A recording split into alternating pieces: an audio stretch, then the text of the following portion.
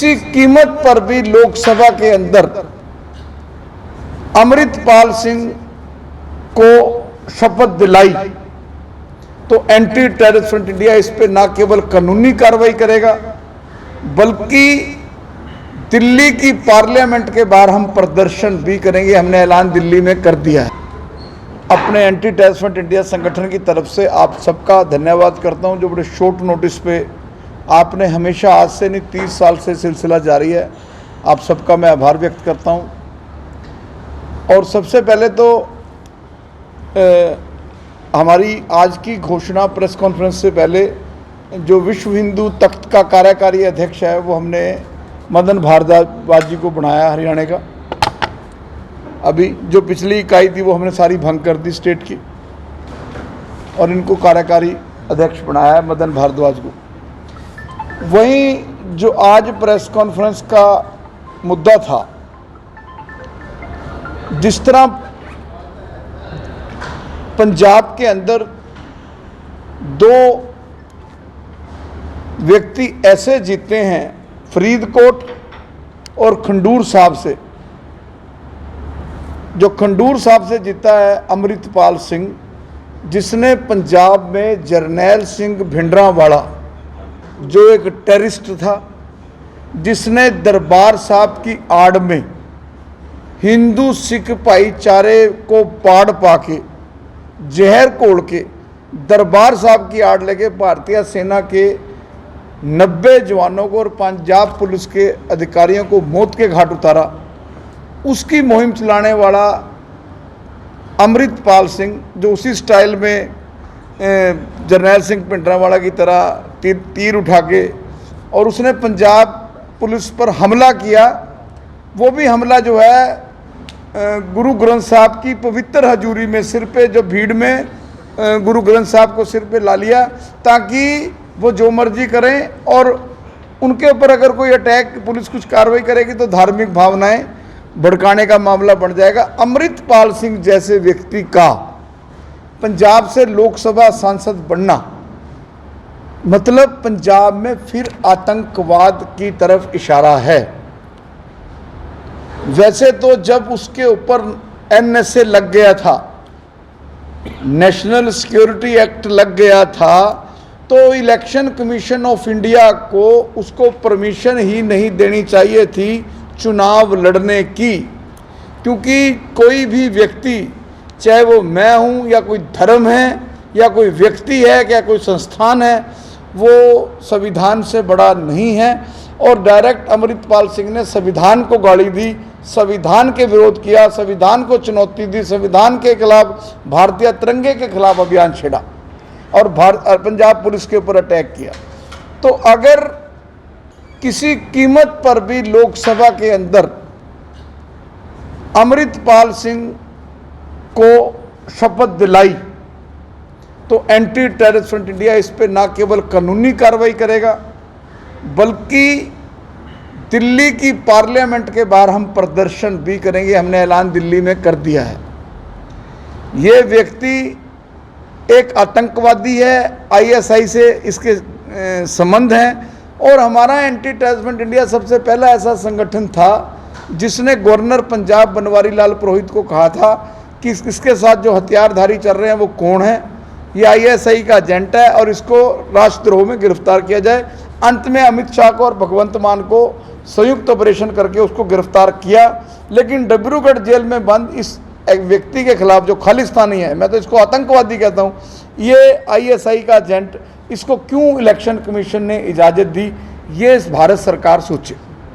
वही दूसरा जो फरीदकोट से MP बना है सर्वजोत सिंह खालसा, ये वही सर्वजोत सिंह खालसा है जिसने 1984 में, जिसके पिता बेअंत सिंह ने पंजाब पुलिस में होते हुए इंदिरा गांधी जी को, भारत की प्रधानमंत्री को मौत के घाट उतारा।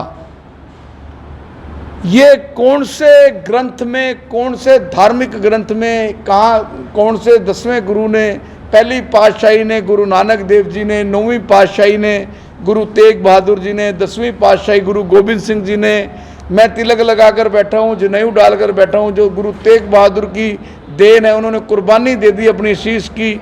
10वें गुरु ने सब कुछ वार दिया मेरे सनातन को बचाने के लिए। तो ये कौन से ग्रंथ साहब में लिखा है, कौन से कुरान में लिखा है, कौन सी गीता में लिखा है कि जिसके तुम गनमैन हो उसको ही गोलियां मार दो धोखे से। ये कर्म करके बेअंत सिंह ने ना केवल खाकी को पूरे देश की बदनाम किया था, बल्कि सिखों की छवि भी विश्व में विश्वास भी खत्म किया था। ऐसे व्यक्ति का सांसद बनना और सांसद बनके वो जरनैल सिंह भिंडरांवाला की बात करे, खालिस्तान की बात करे, तो देश और पंजाब कहाँ जा रहा है, इसके ऊपर हमें चिंतन करना होगा। मैं चुनाव आयोग को आगाह करना चाहता हूं कि चुनाव आयोग किसी कीमत पर भी इन आतंकवादियों को, इन खालिस्तानियों को, खालिस्तानी एक नारा नहीं है। मैं आज आपके प्रेस के माध्यम से ये कहते हैं कि खालिस्तान बोलना हमारी फ्रीडम है।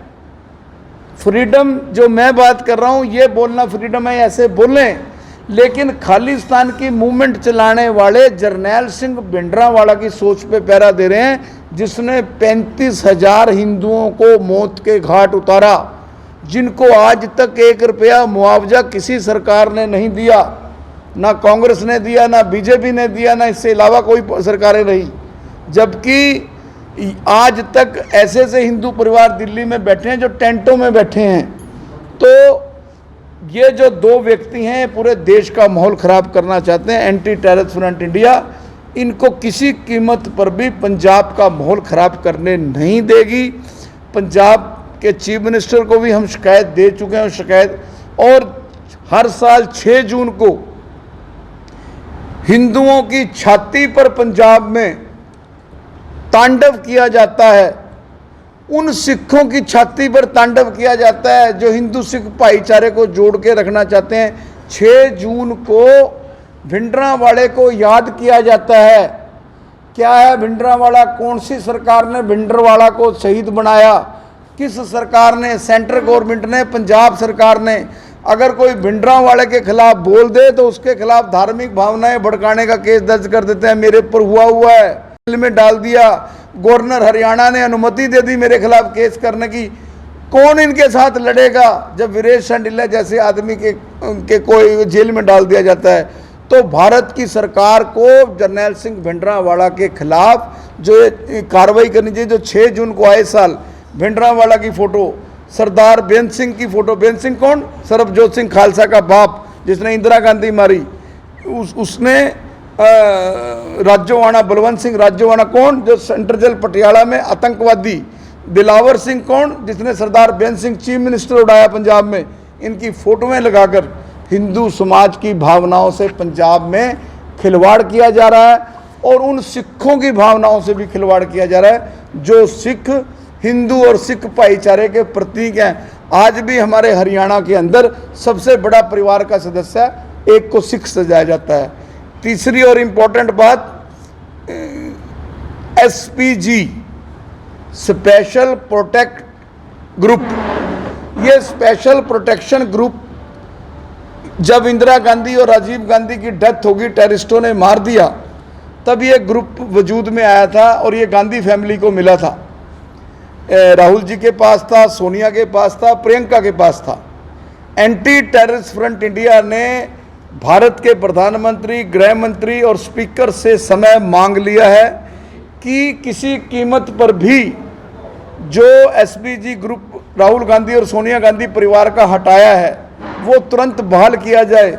अगर हिंदुस्तान की सुरक्षा एजेंसियां और खुफिया एजेंसियां इतनी ईमानदारी से काम करती तो कभी भी इंदिरा गांधी, कभी भी राजीव गांधी को बम से ना उड़ाया जाता, ना उस राजीव जी के चीथड़े उड़ते। ये वही राजीव जी हैं जिन्होंने 21 उम्र की आयु को 18 किया। ये वही राजीव गांधी थे जिन्होंने कंप्यूटर दिया। ये वही राजीव गांधी थे। मैं कितने काम गिनवाऊं, ATM मशीन राजीव गांधी ने दी। और उस परिवार की सुरक्षा को वापस करना, SPG ग्रुप वापस करना चिंता का विषय है। और आज राहुल गांधी जी, मैंने तो ये 20 दिन पहले का मेरा बयान पूरे मैं देश में बोल रहा हूँ, अब तो राहुल गांधी जी अपोजिशन के लीडर बन गए हैं। और 2 आतंकवादी, जरनैल सिंह भिंडरांवाला और की मुहिम चलाने वाले और सरबजीत सिंह खालसा जिसने इंदिरा गांधी की हत्या की, वो दोनों पार्लियामेंट में बैठेंगे और इनके स्लीपर सेल जिंदा हैं। ये ISI से जुड़े हुए हैं। जो भी खालिस्तान की मूवमेंट चला रहा है, अगर वो चुनाव लड़ेगा, किसी भी स्टेट से लड़ेगा, मैं इसको लेकर सुप्रीम कोर्ट में जाऊंगा। अगर पंजाब सरकार ने और इलेक्शन कमीशन ने अमृतपाल सिंह के लोगों को चुनाव लड़ने की इजाज़त दी, तो मैं हाई कोर्ट की शरण लूँगा, हाई कोर्ट में काम करूँगा। वहीं जो किसान बन के पहले 1.5 साल दिल्ली बॉर्डर पर बैठे और अब हरियाणा के 2 बॉर्डरों पर बैठे हैं, खनौरीवाड़ा और शंभू, वहाँ पे परमानेंट AC लगा के ट्रैक्टर ट्रालियों पे अपने घर बना के जो है वहाँ बैठ गए हैं। और हाल क्या हो रहा है कि एम्बुलेंस भी, अगर एम्बुलेंस ने भी कोई मरीज़ लेके जाना है तो उसको सैकड़ों किलोमीटर का सफ़र करके आना पड़ता है, जो बहुत बड़ी गुंडागर्दी है। हाई कोर्ट कहाँ है, भारत सरकार कहाँ है, सेंट्रल गवर्नमेंट कहाँ है, अमित शाह जी कहाँ हैं? तुरंत उसको रोड को, अगर 4 आदमी रोड जाम कर देते हैं तो उनके खिलाफ मुकदमा दर्ज कर दिया जाता है। 13 फरवरी से शंभू बॉर्डर बंद पड़ा है। ना पंजाब सरकार ने कुछ किया, ना हरियाणा सरकार ने कुछ किया। इसको लेकर अगर मैं 7 दिन का अल्टीमेटम हरियाणा सरकार और पंजाब सरकार को देता हूं कि लोगों के साथ खिलवाड़ ना करे। आज अम्बाड़ा जिला में और पटियाला जिला में व्यापार खत्म हो गए, लोग मौत के मुंह में जा रहे हैं। एम्बुलेंस में मरीज जो है उनको लंबा चक्कर काट के चंडीगढ़ जाना पड़ता है, पटियाला जाना पड़ता है, DMC जाना पड़ता है, लुधियाना। तो मैं हरियाणा और पंजाब दोनों सरकारों से मांग करता हूं कि ये किसानों के भेष में जो लोग बैठे हैं, ये किसानों को बदनाम कर रहे हैं। किसान तो वो है इस वक्त जो जीरी लगा रहा है। किसान के पास 12 महीने 30 दिन टाइम नहीं है। ये वो किसान कभी AC में नहीं बैठता। ये वो किसान है जिनको फंडिंग आ रही है और फंडिंग के नाम पर वहाँ सियासत पंडेर जैसे लोग वहाँ सियासत कर रहे हैं। सियासत से बाज आएँ, लोगों को भुखमरी के कगार पर ना लाएं। ये आज की मोटा मोटा हमारा एजेंडा है।